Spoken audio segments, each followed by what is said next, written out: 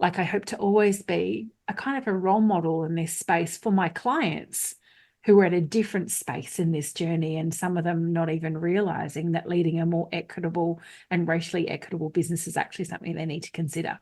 We are represented. We are represented. We are represented. Welcome to Represented, the podcast. I'm Aniki Shuru, racial equity coach for online business owners who want to be intentionally inclusive by building a business that is racially equitable. I created this podcast to normalize a conversation around racial inclusion so that fear is no longer the barrier that gets in the way of doing this work. This isn't about perfection, it's about progress. Whether you're taking your first steps or you're well-versed in the journey towards racial equity, this space is for you. So welcome home, friend. Let's get started. From coast to coast, around the globe, we are represented. We are represented. We are represented. Hey there, today I have a very special guest. Her name is Shannon Dunn, and I have known her for many years back when I lived in Perth, Western Australia. And Shannon is a rare gem. She's been in the coaching industry for almost 2 decades, and she is full of integrity, and she is somebody you will want to hear about her journey into inclusion. Absolutely loved interviewing her. But before we get into the interview, here's a little bit that you need to know about Shannon. She's a super creator, visionary thinker, liberation loving, inspiration seeking, wisdom infused, stand up paddleboard enthusiast. She is also an international multi-award winning Australian businesswoman. She's also the author of multiple books. She is a retreat leader. She's a keynote speaker and the host of She Leads, She Thrives podcast, which I have had the absolute pleasure of being a guest on. She also coaches ambitious souls for close to 2 decades, as I mentioned, and she does so effortlessly in a way to align your services, pricing, and who you work with so you are making more money, serving the right clients, and creating impact with a go-to legacy brand. I love Shannon. You're going to love this conversation that I had with her. And after recording, we ended up speaking for close to half an hour. So that's how much we cannot get enough of having a chat with one another. So go ahead and listen. I know you will love this conversation. Hey there, everyone. Welcome to another episode of Represented Podcast with me, Aniki Shuru, and I am joined by another fabulous guest. Shannon Dunn is one of my dear friends, as well as has been a student, a client of the work that I do, and is deeply passionate about it. What I love about Shannon, what I love about you, is that you've been doing this work of coaching for almost 2 decades. You are unshaken in terms of the trends that are coming in and out. And we've spoken about that extensively. Some of the things that we are seeing in the coaching industry that just kind of makes you cringe because that's not what coaches are. However, what I do absolutely love is that inclusion work for you means more than just being something good that you have in your business, but it's actually something that you factor through your business, and it's a journey that you've undertaken yourself. And so, how did you arrive here? What was the catalyst? What got you in here? What a big open-ended question to start with. But firstly, let me say thank you so much for inviting me to join you on Represented. I was so excited, as I shared with you when you started your podcast, that you will be sharing your views and amazing conversations much further afield than you have done till now. But God, how did I arrive at this place? That is such a big question, Annie. It's been something that I guess I've had an increasing or growing, expanding awareness of for some time, long before you and I connected to have conversations about this. And I'm pretty sure I have shared with you already that I was delighted to see your evolution into this Mhm. space Yes. because having known you for quite some time now, it just made sense to me. And I Mm. was looking at the time for somebody that I could learn from, and not finding the kind of person that I felt really drawn to and aligned and comfortable with, knowing that my discomfort in this space, like a lot of people that you, I imagine, have taught, have coached, that they may have awareness of, but may not have awareness of how uncomfortable it can be to almost throw, like for me, I felt like it was like I needed to throw myself into all Yes. things understanding how to lead a more equitable business.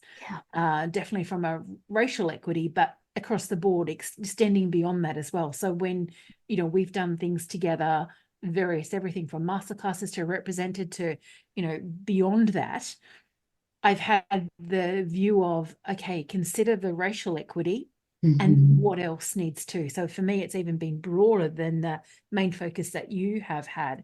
And like you said, having been in the coaching industry for, well, really a couple of decades, but in my own business, 19 years, I have seen a lot of things come and go in this industry, coaching, consulting, mentoring, teaching kind of space in Yeah. the business space. And I have seen a lot of things dismissed that to me never sat right. And one of them was this view of how to lead a more equitable and particularly a more racially equitable business. And then, I know you've talked about it. I can't even imagine how many times. I know how much I've seen, but with the events of 2020 Yeah. and Yeah. multiple different things that happened, how there was a increased focus on this area. And that was probably about the time that I was like, you know what, I can't keep doing the learning on my own. What Mhm. else is going on? Where else can I lean into? How do I acquire the right knowledge, the right learning experience, right unlearning experience to be able to actually do this genuinely in my business, and also be, like, I hope to always be a kind of a role model in this space for my clients who are at a different space in this journey, and some of them not even realizing that leading a more equitable and racially equitable business is actually something they need to consider. Mm.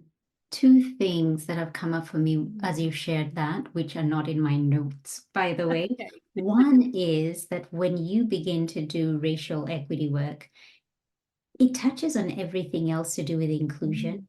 And a lot of people often ask, why is there focus on racial equity? Why aren't we talking about the other intersecting issues? Gender, why aren't we just focusing on that?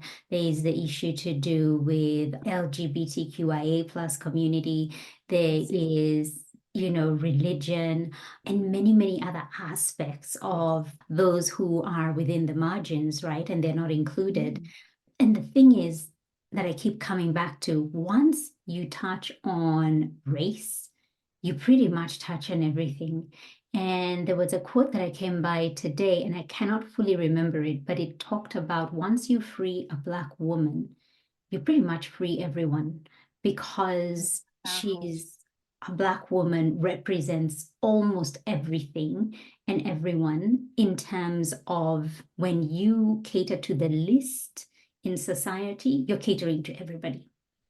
And I thought that was such a powerful thing when it comes to how we look at this work of racial equity, and people thinking, well, why are we focusing on that and not this and the other? But it actually feeds into the different things. And that's what you got to experience when we got to work together in doing this work. It touched on so many other things, because we were not just talking about race, but it was like, you also, when you're being inclusive, when it comes to other aspects, you've got to think about this from this perspective, and it allows you to see things from a different lens, really. Yeah, agree. And it wasn't surprising to me that that was the case, but I was really delighted that that was the case, that we were able to, yes, start with a focus on racial equity. But you're right, it ended up being more about being human, right? And human equity. So it did therefore touch on so many of those other things, some that are obvious, some that are not as obvious, in terms of what we need to consider when we're delivering services to other human beings, no matter where they are in the world. Human equity. I love that word, human equity, because it's not just about, standard practice or this is the best practice within the industry. It's about human practice. How are we treating people as humans? How are we catering to those who probably need the support more than others? How are we adjusting how we hold space? And I think what is a surprise to me, Shannon, is the fact that there are so many people in our coaching industry who inclusion work is such a by the way for them. People flocked in 2020, and now there's just a little and those people who are investing in this work for me is letting me know these are the people who are really serious. These are the people who it's not a knee-jerk reaction. No. It is purely from a place of these are my values, and I want to operate from a human-centric perspective and lens first. And how can I support people who come into my space in that way, and even attract those who may not see me as the person for them, but there might be something that connects us from a human level. That's right. And it's interesting. You may remember me sharing with you some of the conversations I was having with my business network, and then more broadly, my social network of friends and things, when we were doing more, kind of intense, definitely represented, and then beyond that. And trying for myself not to be surprised at people's reaction to, everything from why do you need to do that? And particularly others in this industry that we are both in the coaching space, of that, I don't need to bother with that. And I was like, flabbergasted. And then also remembering that we all have different viewpoints, different lived and learned experience. But as part of, I guess, my commitment to my own learning and sharing and being that role model in terms of doing things the way that aligned with my values and the kind of individuals I wanted to draw in and attract in, I should say, and welcome into my space in business, in my network, and also clients and beyond, was that I wanted to be the person that wanted to open up the conversation and to kind of push to get people to think, or even just pause for a moment to think, oh, actually, maybe I do need to consider this. I might not be ready right now, but it is important. And if I am, I guess, committed, serious about the longer term of my business and making the kind of impact, leaving the kind of legacy I want to leave, which are the kind of people I love to work with, the ambitious souls who are impact makers, want to make a meaningful difference, a purposeful legacy they want to leave in the world, that it's something that does need to come into their realm of awareness and action at some point in their business. And like we also have talked about so many times, it's not a one and done thing, is it? It's an ongoing, you don't just tick a box. It's not like that at all. It is absolutely ongoing work. And I love what you said there about how you respond. Yes, flabbergasted, like, how is this not a thing? But also realizing that different people have different exposure, different understanding. And I think how we respond to people as well plants that seed. It either leaves them going like, I wasn't expecting that now it's got me thinking about something I had not even thought was a factor, as opposed to somebody going like, oh, that was a bit vicious. That was a bit like, why are you making me feel like I am a bad person for not having thought of this? I think how we respond to people, how we carry this work has a potential to attract people in it or to repel people from doing this work. And I think the approach that I've always taken is, how can we have a conversation where we both live that conversation feeling like I got something from you, even though we don't agree, we're not on the same page.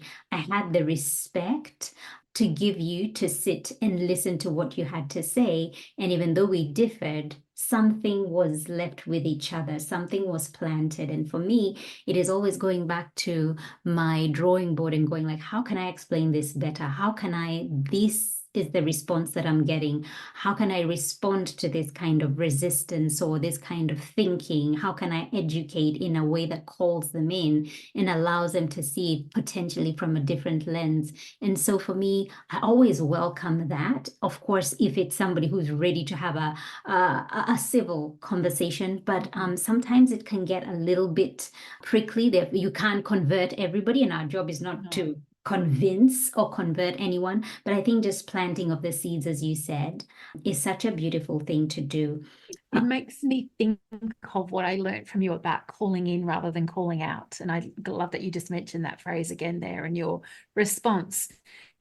And I think if we approach it with that calling in, the inviting the conversation of being very open and honest about, no one's claiming to be an expert.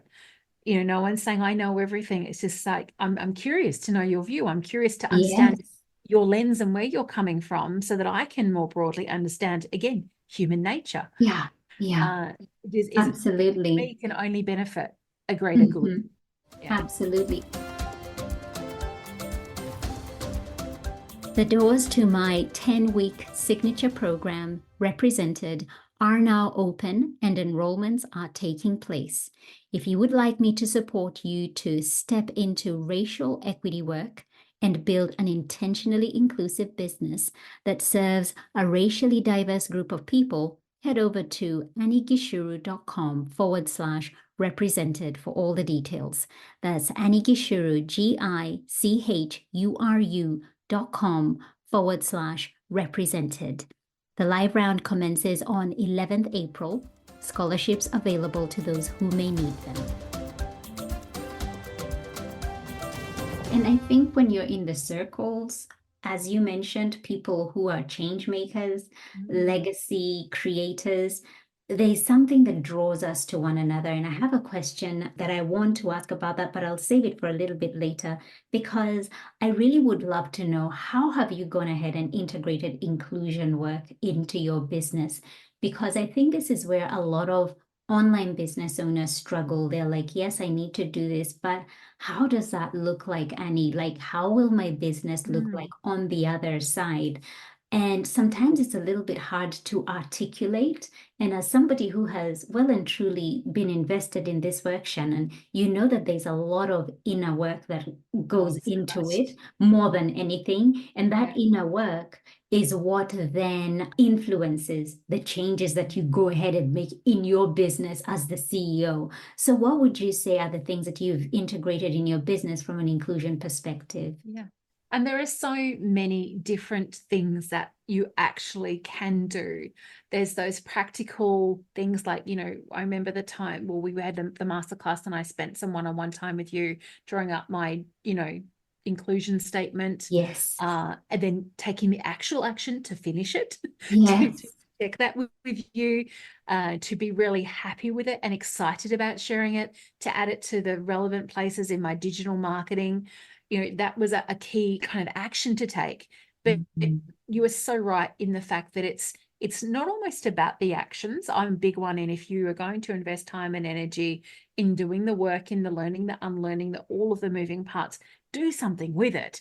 But it starts with the being more conscious. And I think the words intentional and conscious are really key in this space, because it's not like that I sit down and go, okay, this week in my agenda I have, or in my calendar, I have a bunch of like time, there's an hour or there's a few hours or half a day, and I'm going to do my inclusion work, right? I'm going to be really mindful for that time about how I can be more equitable in my business. It now has become so kind of unconscious, if you like, in the way that I just approach things. I'm just more aware on a broader sense about, okay, well, how does that imagery look? How do the words flow together?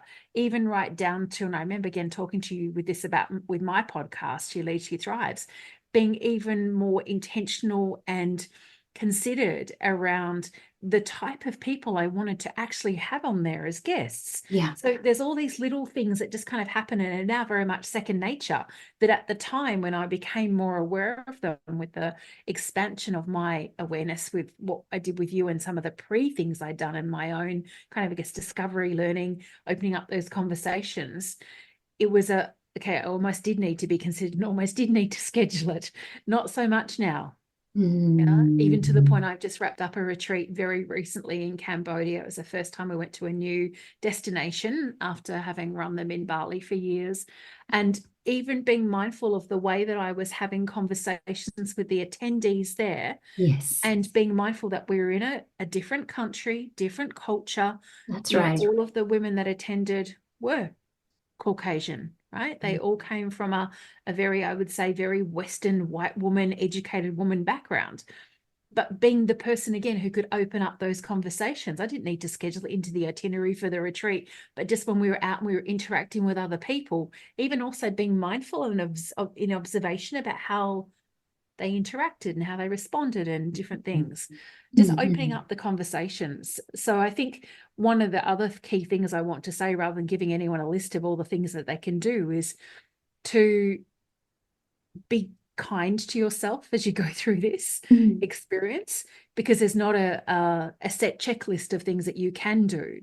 Mm. But being from a mindset perspective, going back to that, being intentional, being considered, making a commitment to yourself and to your business and to your broader community, because you want to lead business in a different way, I think is a really big part of it. And doing that on an ongoing basis, staying mindful about what you're listening to, who you're reading, you know, podcasts, books, the learning you're doing, and stretching, I guess, yourself with your own challenge to go beyond what was comfortable or what you would have done in the past. Yeah. Mm. And it's not Mm. that I feel like I have, you know, probably unconsciously or subconsciously chosen to learn from or work with a particular type of coach.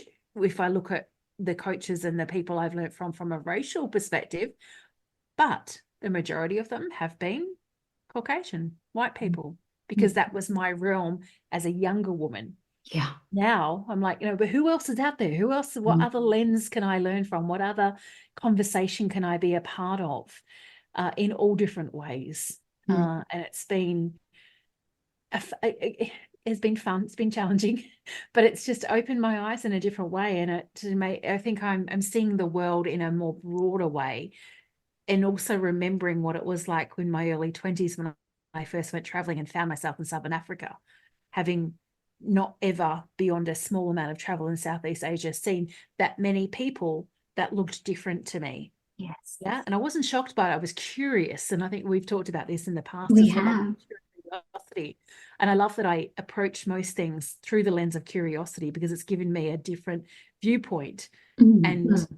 hopefully, I feel it has given me a way to approach things where there's not assumptions made. Absolutely. And the thing is, with things that are different to us, we have been taught not to look that way, Mm. not to kind of assume they don't even exist, isn't Mm. it? If you see Yes. somebody who potentially has a disability, we were That's taught it. not to stare, not to look, not to make them feel bad about themselves. And then, of course, it goes into the different identities that we hold that are deemed different and less than, and so you just don't pay attention. And so approaching from a place of curiosity again goes back to the consciousness of being intentional. And it's not something that you can be taught.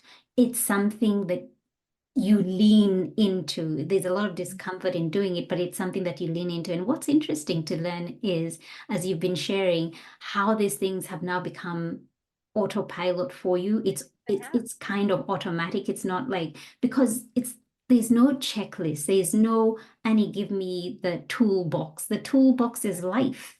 The That's toolbox it. is It's you no living the template. life and No, doing the yeah. work.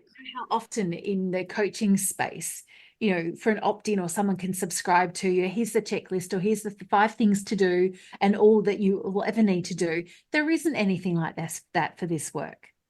Not at all. And I actually like that there's not, because I feel then it gives us an opportunity to lean more into our learned and lived experience, and also to be more curious Yeah. about, well, what does this look like and sound like and feel like for me? Mhm. Who else Mhm. said, like I said before, who am I learning from? Who am I listening to? Yeah. What else can I take on? And to put yourself in a place where it's almost at the discomfort. Yes, there might be that. I witnessed a lot of that in some of the work that I've done with you in group settings, but to allow the curiosity to be greater than the level of comfort. Yeah. Yep. Because, and here's the thing, if you're comfortable doing this work and you're just excited and giddy, you've missed something. If this work doesn't make you feel like you ought to be a better human being, we haven't scratched the surface yet. No. But if you're uncomfortable, if you're saying, I don't know how long I can last in here, then we are touching on something. And I don't think it takes much when it comes to white folks. And I'm not saying that in a negative way, but it doesn't take much to make that discomfort happen just because of how things have been placed historically in that position of superiority. And so when we talk about this matters, it's always like, oh my gosh, you're pointing at me, you're talking about me, oh, I'm a bad person. No. We're just saying, how can we unlearn the habits that we have so that we can be more open and inclusive to those who haven't been included? And I know you've alluded to this already, Shannon, but I would love to know, what would you say have been the benefits of doing this work for you? It could be on a personal level, but more so on a business level. What have been the benefits? Again, there's so many things rushing to my mind all at the same time. It's like, okay, slow down, brain, just get one out at a time. I think the first one that has definitely come to mind from a benefit from me is around leadership. And I talk a lot about leadership. One key part of my coaching for those in business is actually around self-leadership, as you know. And I really see that, again, there's that opportunity to be a role model. And that doesn't mean that I'm doing it better or doing it, in a more superior way to anyone else. It's just that I'm choosing to show that it can be done. That if you choose to lean beyond what is your expected or accepted norms, that there is such a rich opportunity available for you. And while I've not yet seen it transpire in terms of clients and things, there's been other things going on in my world where my business has evolved and shifted and changed in what I'm offering. So I'm excited to see the shift in the actual people showing up from a client perspective.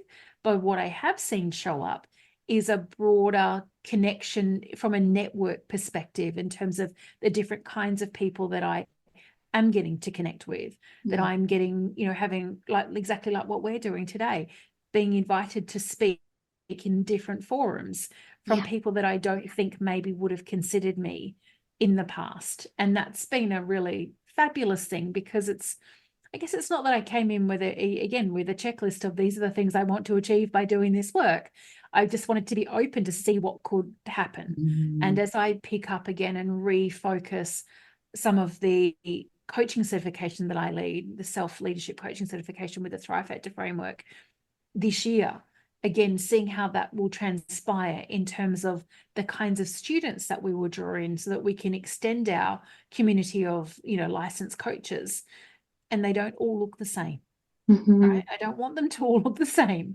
I want them to look different. I want them to be also able to use the framework and everything that goes with it, from the Thrive Factor profiling with the archetypes to the coaching methodologies that we're evolving, to reach a broader group of women across the world, because that is something that is gender specific.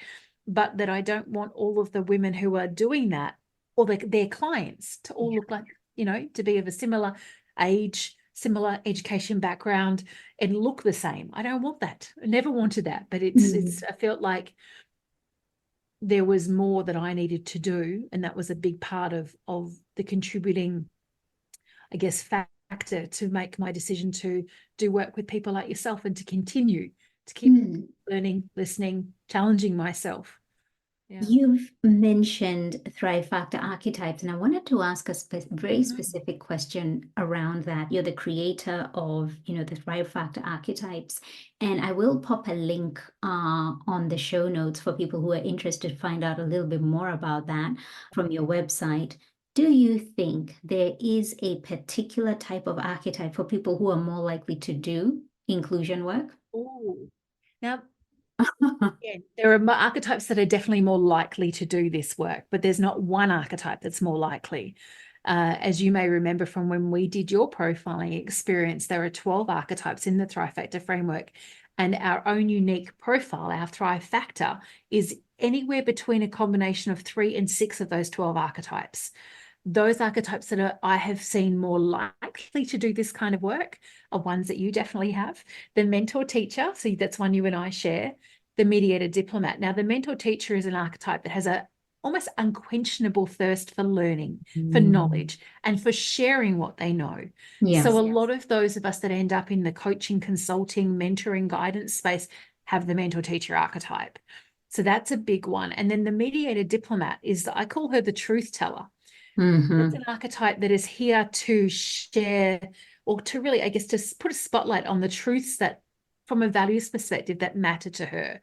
So a lot of people that end up in different spaces where they have a real, I guess, a mission or a vision, a purpose to get a particular truth across, definitely more likely to do this work. Now, I don't have that archetype. I've got others that are kind of more curious, but would be less of the general archetypes that I would find in this space. Yeah, I just found that so fascinating as I was thinking about some really interesting questions to ask you that are very specific to the work that you do. And it just occurred to me, are there particular archetypes that might gravitate more to doing this work? But also, I am curious to know, and maybe this is something that might unlock as you continue, doing this work with the archetypes. I wonder, could these particular archetypes who are more likely to do inclusion work, might they think that I'm already inclusive? Look, I'm the mediator diplomat. I'm always trying to advocate for peace and people getting along, and, all this about people looking at who is in need or who needs to be supported, being that person who is that mediator, right? And they're thinking, I'm already inclusive. And so this work is not for me. This work is for those who are just definitely, Annie. All right, go get them. There's Annie. a really key thing about the mediator diplomat to point out. And I think another archetype that has some similar values, but a different presentation, if you like, or expression, is the advocate rescuer, who's big into the things that are her causes. But for the mediator diplomat, it's her truth.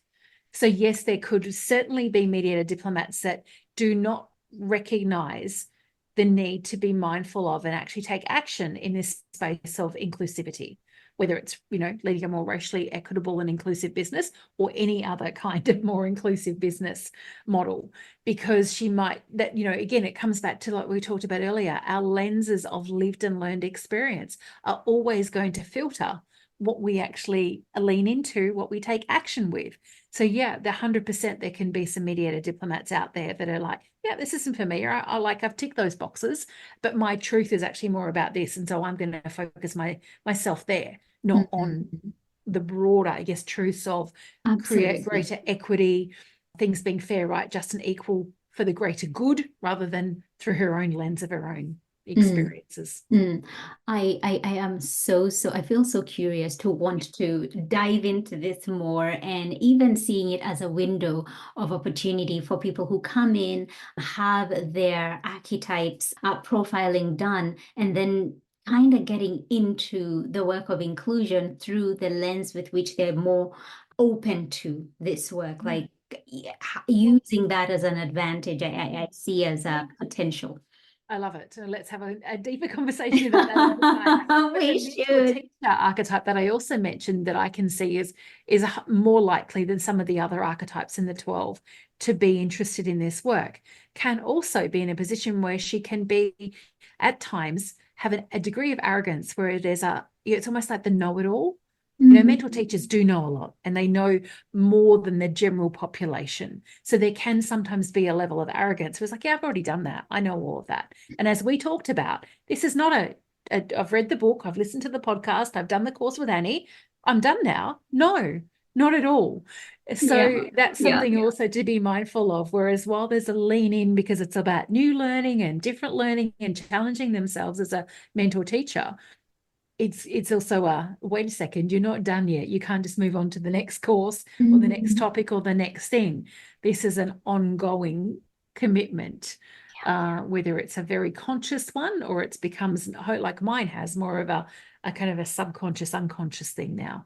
You know, what I love about what you're doing and others in this space of coaching, accreditation, having that lens of inclusion is what sets the coaches apart, because we're in a market that is so saturated with people promising you the world and saying, come, let's work together, and charging you an arm and a leg, and you getting out of that experience going like, I don't know what just hit me, because if that's coaching, that's not what I expected. So there's a lot of promise and a lot of disappointment in terms of lack of delivery, or just I feel like our credibility has really been abused, so to speak, right? That's a good term for it. What Yeah. what are your views on this for those who are getting into this, they're thinking of becoming a coach, they want to get accredited,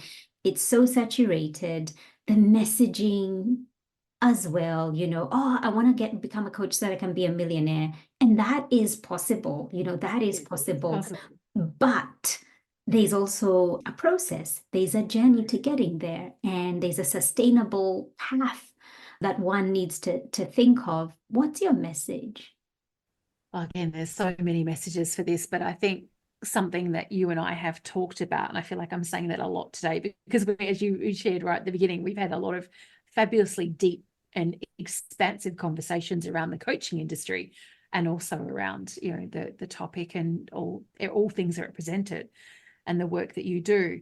But like you, I'm a big believer in qualifications. And I feel that the lack of them and the lack of regulation in the coaching industry globally has been a disservice to those incredible people out there who dare to invest in coaches, no matter what kind of coach you're investing in, from a life coach to a health coach to a business coach to a racial equity coach, right? Doesn't matter what the coaching is.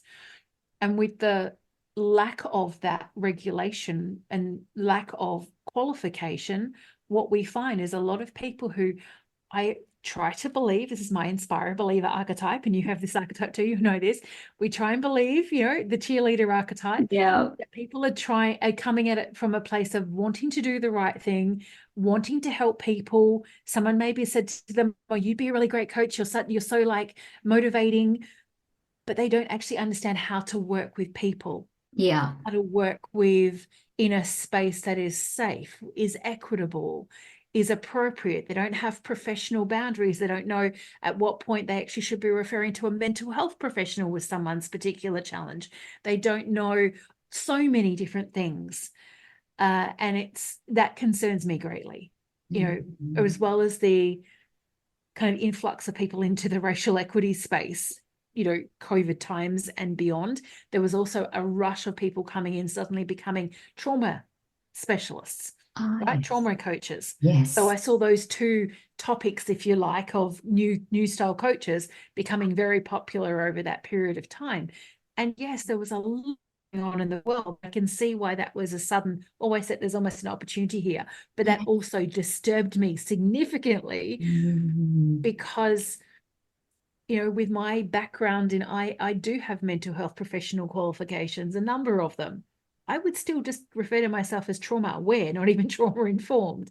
And it, you know, the same with the work about leading a more equitable business or a more inclusive business. And there's people that were coming to this having maybe, if they're lucky, done a thing or done a, you know, what's it, like a, you know, 3-day NLP online course for $7 and calling themselves a coach. If they've even done that, but I've lived through trauma, or I am, you know, somebody who has a lived experience, and that gives me the qualification, the credibility to coach another person through whatever it is that they are requiring or experiencing or wanting coaching through. No, it doesn't. There's so much more than that. And all of that, I'm so grateful for my professional background, and then I put myself in spaces like with you to learn different things and to have different conversations, to challenge myself around the way that I created and then evolve my own coaching certification. I'm not professing it's the be all and end all, but it is very different to what I see out there in the marketplace. It sure is. And what I love about what you do and how you do things, Shannon, is that you are always learning. You're always learning. You're not like, I'm done. I'm done. I have enough. qualifications. You're always, Never, always never learning. finished. And that is something that is absolutely so attractive. And in terms of even wanting to get support from somebody, you want to get it from somebody who is learning, not somebody who is like, come to me and I'll tell you what you need to do, I but know. somebody who is growing. That is such an attractive quality to have. My last question to you, Shannon, is if you had no fear, Mm. how would you show up in your work? Oh, what a question. I feel that it would just be an extension of what I'm already doing. And it's not that I have no fears, because we all do, right? It's part of being human. Will And do. sometimes they're very unexpected and they're like, I thought we'd done with that. And it shows up Mhm. again. But I would challenge myself to speak more openly and boldly about the aspects of the coaching industry that really frustrate me and that I want to change, while backing that up with taking even more action than I've already taken and have, I guess in my mind to take. And the way I have been doing that to challenge my own way of sharing more, of teaching more, of being open to way that other people are doing things is to expand my network, if you like, of speakers or coming on and joining as guests on my own podcast, so that we're having more conversations about the industry and about other ways to look at it and about what is really important if we want to have it as an industry that actually does good in the world and is not all about making lots of money. And, yes, we all need to earn an income, but, that's another conversation for a whole nother episode, isn't it? Absolutely. Around the claims and the way that marketing has shifted in the coaching space, particularly the business coaching space or the coaching that is focused on business owners and entrepreneurs around, what's really okay. Let's be realistic here.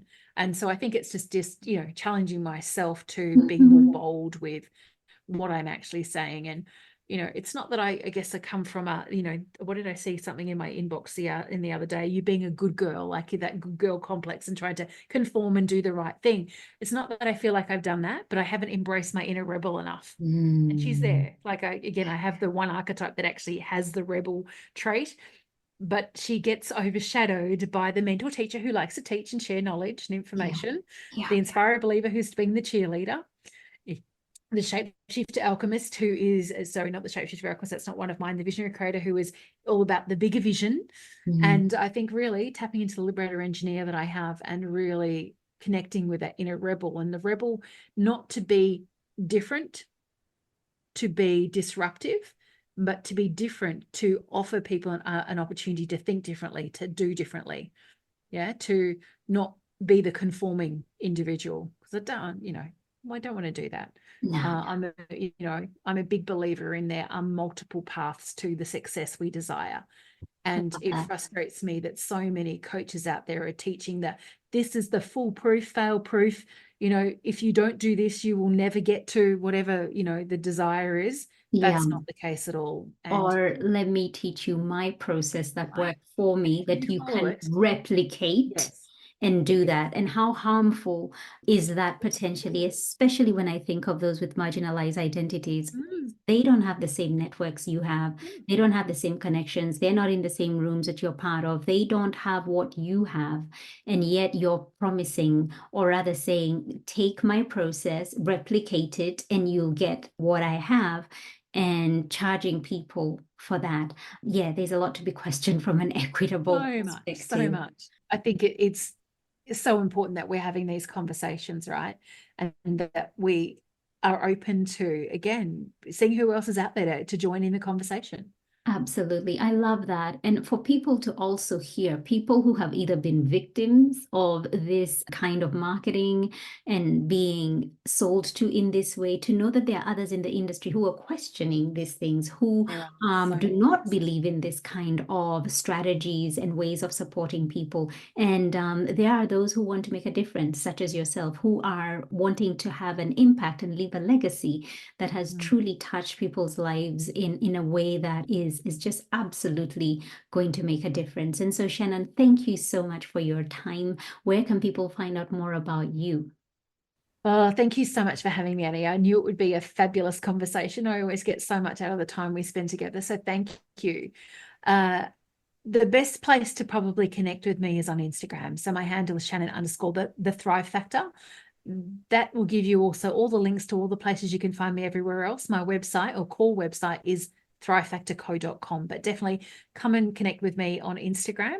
And then my podcast, of which when I share this podcast episode, I will make sure I also share the one that you joined me on. Well, you've been on my podcast a couple of times now, but the main initial episode where in the early days of my podcast, She Leads, She Thrives, so that people can hear our kind of conversation in a different way, because it's still one of the most popular episodes. Wow. That's great. Oh, wow. Thank you. Thank you so much for being here, Shannon. Truly appreciate you. Wishing you all the very best. Likewise. Thank you. We are represented. We are represented. We are represented. Thank you so much for tuning in. Why don't you go ahead and hit that subscribe button and leave a review so this podcast can reach more online business owners, and together we can begin to normalize racial inclusion in the online coaching space. I'd love to acknowledge the traditional owners of the land where this podcast episode was recorded, the Wiradjuri people in central New South Wales, Australia. Music produced in Nairobi, Kenya by Patrick St. P. Mbaru and Kambua Mathu. Vocals by Joanne Matata. Represented from coast to coast.